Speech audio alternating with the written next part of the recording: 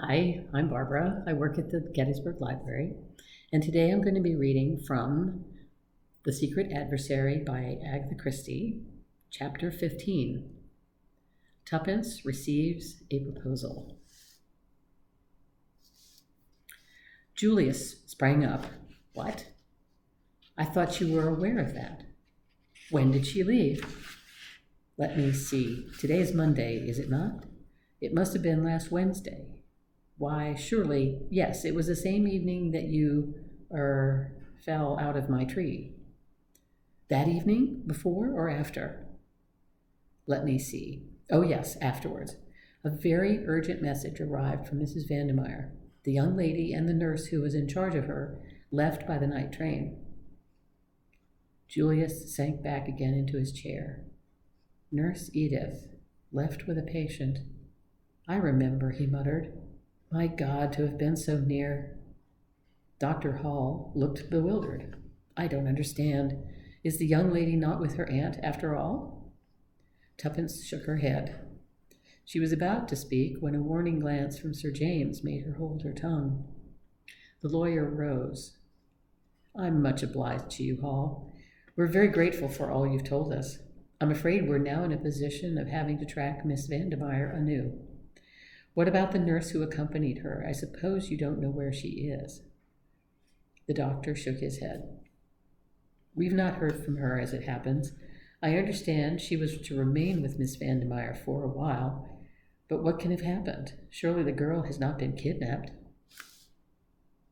That remains to be seen, said Sir James gravely. The other hesitated. You do not think I ought to go to the police? No. In all probability, the young lady is with other relations. The doctor was not completely satisfied, but he saw that Sir James was determined to say no more, and realized that to try and extract more information from the famous K.C. would be mere waste of labor. Accordingly, he wished them goodbye, and they left the hotel. For a few minutes, they stood by the car talking. How maddening, cried Tuppence. To think that Julius must have been actually under the same roof with her for a few hours. I was a darned idiot, muttered Julius gloomily. You couldn't know, Tuppence consoled him. Could he? She appealed to Sir James. I should advise you not to worry, said the latter kindly. No use crying over spilt milk, you know. The great thing is what to do next, added Tuppence, the practical. Sir James shrugged his shoulders. You might advertise for the nurse who accompanied the girl. That is the only course I can suggest, and I must confess I do not hope for much result. Otherwise, there is nothing to be done. Nothing, said Tuppence blankly. And Tommy? We must hope for the best, said Sir James. Oh, yes, we must go on hoping. But over her downcast head his eyes met Julius's, and almost imperceptibly he shook his head. Julius understood. The lawyer considered the case hopeless. The young American's face grew grave. Sir James took Tuppence's hand. You must let me know if anything further comes to light.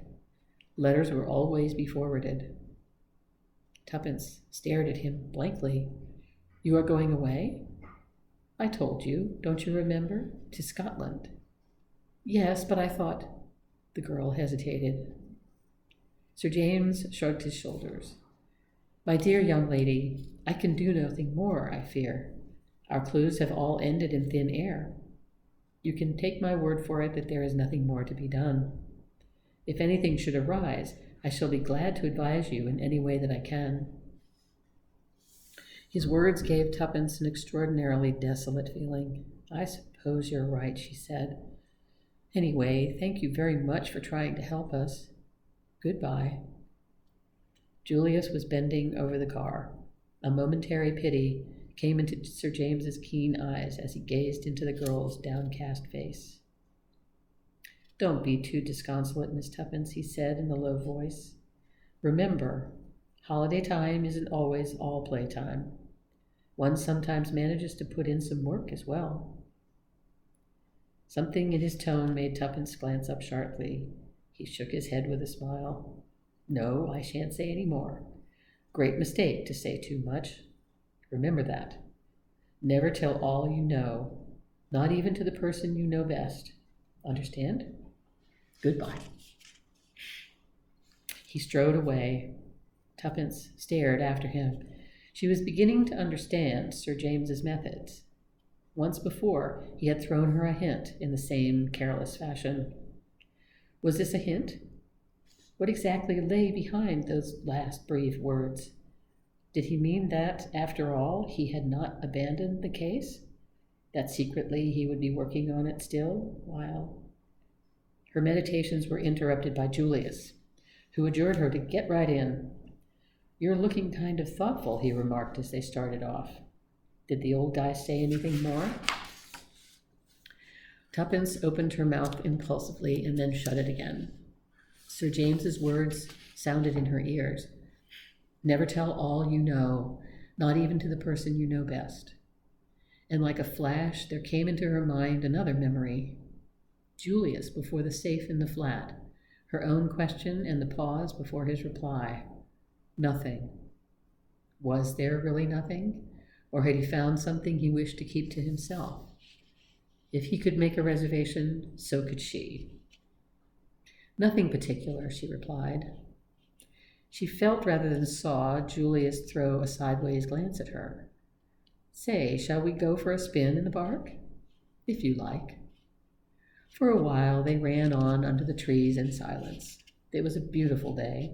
The keen rush through the air brought a new exhilaration to Tuppence. Say, Miss Tuppence, do you think I'm ever going to find Jane? Julius spoke in a discouraged voice. The mood was so alien to him that Tuppence turned and stared at him in surprise. He nodded. That's so. I'm getting down and out over the business. Sir James today hadn't got any hope at all. I could see that. I don't like him. We don't gee together somehow. But he's pretty cute, and I guess he wouldn't quit if there was any chance of success. Now, would he? Tuppence felt rather uncomfortable, but clinging to her belief that Julius also had withheld something from her, she remained firm. He suggested advertising for the nurse, she reminded him. Yes, with a forlorn hope flavor in his voice. No, I'm about fed up. I've half a mind to go back to the States right away. Oh, no, cried Tuppence, we've got to find Tommy. I sure forgot Beresford, said Julius contritely. That's so. We must find him, but well, I've been daydreaming ever since I started on this trip, and these dreams are rotten poor business. I'm quit of them. Say, Miss Tuppence, there's something I'd like to ask you. Yes? You and Beresford. What about it? I don't understand you, replied Tuppence with dignity, adding rather inconsequently, and anyway, you're wrong. Not got a sort of kindly feeling for one another? Certainly not, said Tuppence with warmth. Tommy and I are friends, nothing more. I guess every pair of lovers has said that at some time or another, observed Julius. Nonsense, snapped Tuppence. Do I look the sort of girl that's always falling in love with every man she meets? You do not. You look like the sort of girl that's mighty often getting fallen in love with. Oh, said Tuppence, rather taken aback. That's a compliment, I suppose. Sure, now let's get down to this. Supposing we never find Beresford and all right, say it. I can face facts. Supposing he's dead. Well, and all this business fiddles out. What are you going to do? I don't know, said Tuppence forlornly. You'll be darn lonesome, you poor kid. I shall be all right, snapped Tuppence with her usual resentment of any kind of pity.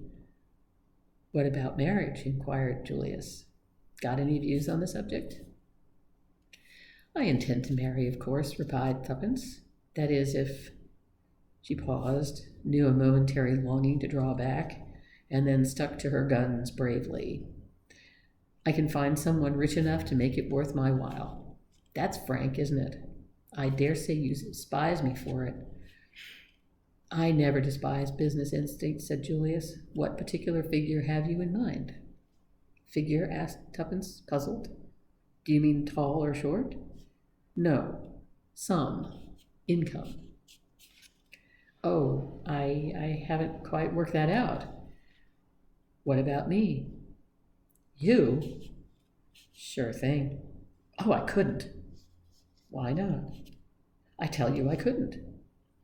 Again, why not? It would seem so unfair. I don't see anything unfair about it. I call your bluff, that's all. I admire you immensely, Miss Tuppence, more than any girl I've ever met. You're so darn plucky. I'd just love to give you a real rattling good time. Say the word and we'll run right around to some high-class jeweler and fix up the ring business. I can't, gasped Tuppence. Because of Beresford? No, no, no. Well then? Tuppence merely continued to shake her head violently. You can't reasonably expect more dollars than I've got. Oh, it isn't that, gasped Tuppence with an almost hysterical laugh. But thanking you very much and all that, I think I'd better say no. I'd be obliged if you'd do me the favor to think it over until tomorrow. It's no use. Still, I guess we'll leave it like that. Very well, said Tuppence meekly. Neither of them spoke again until they reached the Ritz. Tuppence went upstairs into her room. She felt morally battered to the ground after her conflict with Julius's vigorous personality. Sitting down in front of the glass, she stared at her own reflection for some minutes. Fool, murmured Tuppence at length, making a grimace. Little fool. Everything you want, everything you've ever hoped for, and you go and bleed out no like an idiotic little sheep. It's your one chance. Why don't you take it? Grab it, snatch at it. What more do you want? As if in answer to her own question, her eyes fell on the small snapshot of Tommy that stood on her dressing table in a shabby frame. For a moment, she struggled for self-control, and then, abandoning all presence, she held it to her lips and burst into a fit of sobbing. Oh, Tommy, Tommy, she cried, I do love you so, and I may never see you again. At the end of 5 minutes, Tuppence sat up, blew her nose, and pushed back her hair. That's that, she observed sternly. Let's look facts in the face. I seem to have fallen in love with an idiot of a boy who probably doesn't care 2 straws about me. Here she paused. Anyway, she resumed, as though arguing with an unseen opponent, I don't know that he does. He'd never have dared to say so. I've always jumped on sentiment, and here I am being more sentimental than anybody. What idiots girls are. I've always thought so. I suppose I shall sleep with his photograph under my pillow and dream about him all night. It's dreadful to feel you've been false to your principles. Tuppence shook her head sadly as she reviewed her backsliding. I don't know what to say to Julius, I'm sure. Oh, what a fool I feel. I'll have to say something. He's so American and thorough, he'll insist upon having a reason. I wonder if he did find anything in that safe. Tuppence's meditations went off on another track. She reviewed the events of last night carefully and persistently. Somehow they seemed bound up with Sir James's enigmatical words. Suddenly she gave a great start. The color faded out of her face. Her eyes, fascinated, gazed in front of her, the pupils dilated. Impossible, she murmured. Impossible. I must be going mad, even to think of such a thing. Monstrous, and yet it explained everything.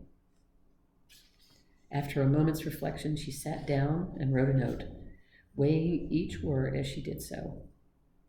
Finally, she nodded her head as though satisfied and slipped it into an envelope which she addressed to Julius.